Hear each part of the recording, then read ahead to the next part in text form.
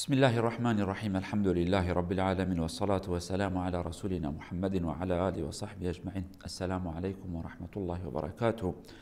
Değerli Müslümanlar, bugün oruç ayının 16.'sı.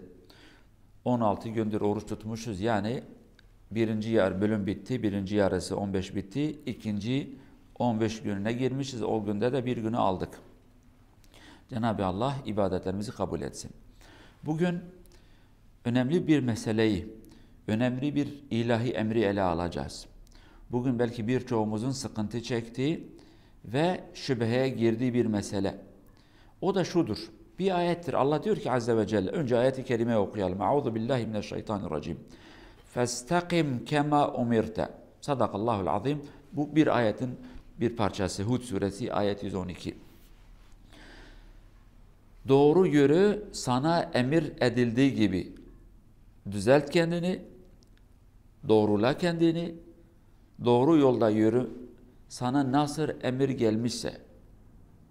Bu ayet-i kerime anlamı bize şunu anlatır. Ey iman edenler! Bu ayetler ne kadar Peygamber Efendimiz'e gelmişse o ve bizim için ve diğer peygamberler için de aynı ayet gelmiş.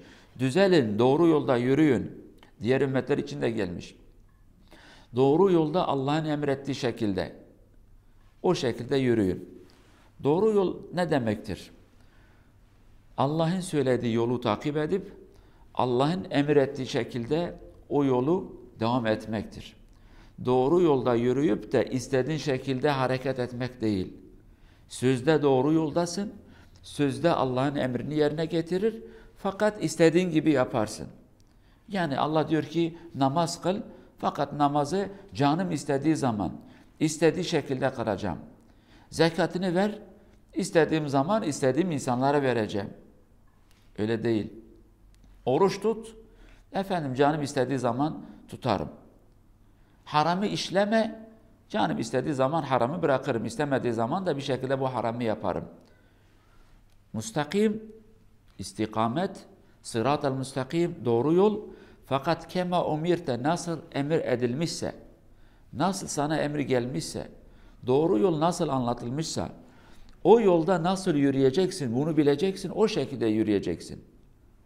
Yani namazı abdestsiz kılacaksam, öğle namazı 2 rekat kıldım, sabah namazı zamanım vardı 4 rekat kıldım, orucu canım istediği zaman ağzıma şeker de aldım, su da içtim, yok efendim erken iftarımı açtım, yok şunu yaptım, öyle değil.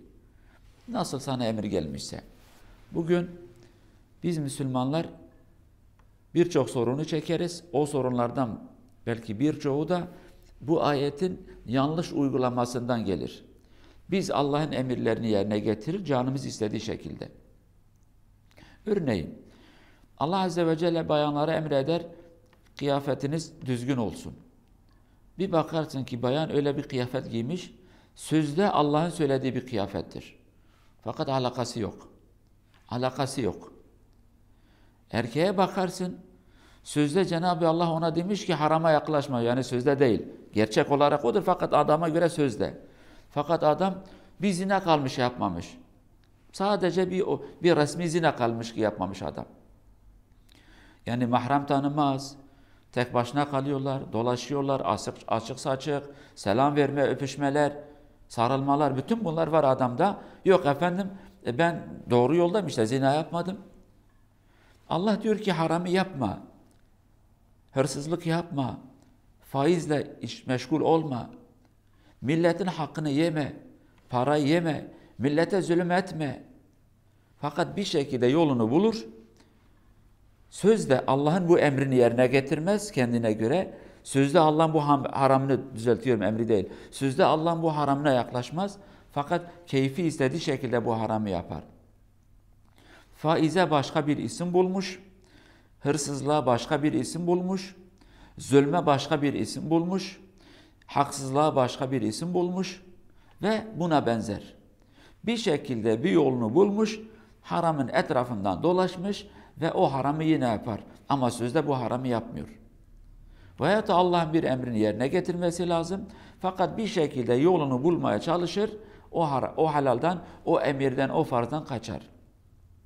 Ondan dolayı sahabelerin güzel bir sözü var. Diyor ki istikamet, doğru yolda yürüme şu şekildedir. Tilkiler gibi kıvırmak değil. Arkasına, önüne zıplayarak, alttan geçerek öyle değil. Sınır varsa sınırdır. Kapı açıksa açıktır. Pencereden girmeye gerek yok. Alttan girmeye gerek yok. Üstten atlamaya gerek yok. Odur, o kadar. Fakat maalesef bugün biz Allah'ın emirlerini yerine getirmemek için birçok bahane üretir. Yok efendim şöyleymiş, yok efendim böyleymiş. Allah'ın emirlerini anlatır fakat bu fakat kelimesini getirdikten sonra iş bitti. Haramı anlatır fakat evet bu haramdır ama fakat ve amalar işi bozar. Biz de maalesef birçok hususta bunu yaparız. Adam haram işler, zulüm eder, milletin parasını yer. O ve ona destek veren insanlar, ya bu haram değil mi? Bu zulüm değil mi? Yüce Allah bu işi sevmez, doğru değil mi? Evet sevmez. Fakat bir şekilde bahane bulur ve o haramı işler, bahane bulur o zalime destek verir, bahane bulur o farzdan kaçar. İşte o zaman biz kendimizi kandırmış oluruz. Demek ki o zaman doğru yolda Allah'ın söylediği şekilde gitmedik. Allah'ın söylediği şekilde gitmediğimiz zaman kendimizi kandırmayalım. O zaman bu ayet demek ki biz iyi bir şekilde anlamadık ve uygulamadık. Allah demiyor ki فَاسْتَقِمْ كَمَا تُرِيدُ İstediğin gibi düzel, istediğin gibi doğru yolda yürü. Bu lafı söylememiş. Doğru yolda durmak ve yürümek o kadar önemlidir ki biz her namazda, her rekatta yani farz namazlar haricinde bir insan namaz kılmasa bile günde 17 sefer ehdinas sıratal müstakim. Allah'ım doğru yolu bize nasip et. O yolda yürümeyi nasip et. O yolda durmayı nasip et bize. O kadar önemlidir. Ama maalesef biz kendimizi kandırır, sözle Allah'ın emrini yerine getirir. Bir gün bir sahabe Resulullah'a gelmiş sallallahu aleyhi ve sellem, ya Resulallah bana öyle bir laf söyle ki İslamiyetle ilgili, İslam hakkında güzel bir laf, bana bir laf söyle, başka bir kimseye gidip de sormaya ihtiyaç duymayayım. Resulullah diyor ki sallallahu aleyhi ve sellem, kul amentu billahi thumme istakim. Söyle önce Allah'ım sana iman ettim, önce Allah'a teslim ol, ondan sonra doğru yolda Allah'ın emrettiği şekilde yürü. Cenab-ı Allah bu ayetin ve bu emrin anlamını bize nasip etsin, uygulamasını da bize nasip etsin, doğru yolda Allah'ın emrettiği şekilde yürümeyi nasip etsin, haramlardan da Allah'ın arzu ettiği şekilde durmayı bize nasip etsin. Allah hak yolunda, hak yol ve hak yol üzerinde durmayı cümlemize nasip etsin. Allah hakkı bize göstersin, arkasında yürümeyi nasip etsin, batılı da gösterip de uzak durmayı nasip etsin. Allah'a emanet olun ve selamu aleyküm ve rahmetullahi ve berekatuhu.